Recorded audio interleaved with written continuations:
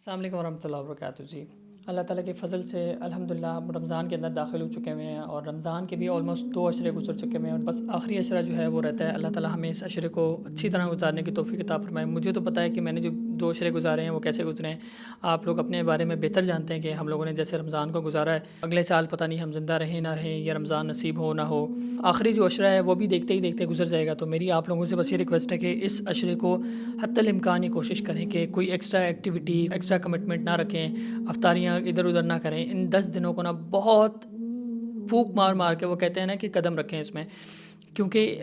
ان آخری عشرے کے اندر ایک ایسی رات ہے، وہ بہت مبارک رات ہے، اور اس رات کے اندر جو عمل کیا ہوا ہے اس کی فضیلت بہت زیادہ ہے، کیونکہ قرآن میں بھی اللہ تعالیٰ نے فرمایا کہ الف شہر یعنی 1000 مہینوں سے بہتر ہے یہ رات، یعنی اس رات کے اندر اگر آپ نے کوئی عمل کیا ہے تو وہ بہت زیادہ بڑھا چڑھا کے لکھ دیا جائے گا۔ اور یہ جو رات ہے آپ یہ سمجھیں گے آپ کے پاس بلینک چیک ہے، کیونکہ اللہ تعالیٰ اس کے اندر کہتے ہیں کہ جو اللہ تعالیٰ سے مانگا جائے وہ قبول ہوتا ہے۔ اور ایک اور میں حدیث سن رہا تھا، اس میں شیخ بتا رہے تھے کہ جیسے زمین کے اوپر کنکریاں ہیں نا، اس تعداد میں فرشتے نازل ہوتے ہیں، اور وہ سارے جو فرشتے ہیں اللہ تعالیٰ کی طرف سے وہ برکت کے فرشتے نازل ہوتے ہیں، تو یہ بہت بابرکت رات ہے۔ تو بیسیکلی یہ 5 جو راتیں ہیں ان کے اندر بتایا جاتا ہے کہ جو طاق راتیں ہیں، 21ویں کی رات، 23ویں، 25ویں، 27ویں اور 29ویں، ان رات کے اندر جو ہے اس طاق رات کو ڈھونڈا جائے۔ اور یہ بھی اللہ تعالیٰ کی طرف سے فضل ہے کہ اس رات کو جو ہے ظاہر نہیں کیا گیا۔ اس کی وجہ یہ ہے کہ آپ کو 5 دن مل جاتے ہیں عبادت کرنے کے لیے، اور اللہ کے نبی جو تھے وہ اس آخری عشرے کے اندر، ویسے تو رات کو سونے کی بہت زیادہ تاکید کی گئی ہے کہ عشاء کی نماز کے بعد فوراً سونا چاہیے، لیکن اللہ کے نبی اس آخری عشرے کے اندر پوری راتوں میں جاگا کرتے تھے، وہ سوتے نہیں تھے، پوری رات عبادت کرتے تھے۔ یعنی اگر آپ نے تہجد بھی پڑھنی ہے تو اس کے لیے آپ کو پہلے سونا ہوتا ہے، پھر اٹھ کے تہجد پڑھنی ہوتی ہے، لیکن ان راتوں کے اندر پوری رات جاگتے رہنا چاہیے۔ تو ان راتوں کے اندر اس طرح کی کوئی وہ چیز نہیں ہے کہ آپ کو پہلے سونا ہوگا پھر اٹھنا ہوگا، بلکہ اس راتوں کے اندر آپ کو پوری رات جاگنا ہے، کیونکہ پوری رات ہی مبارک ہے۔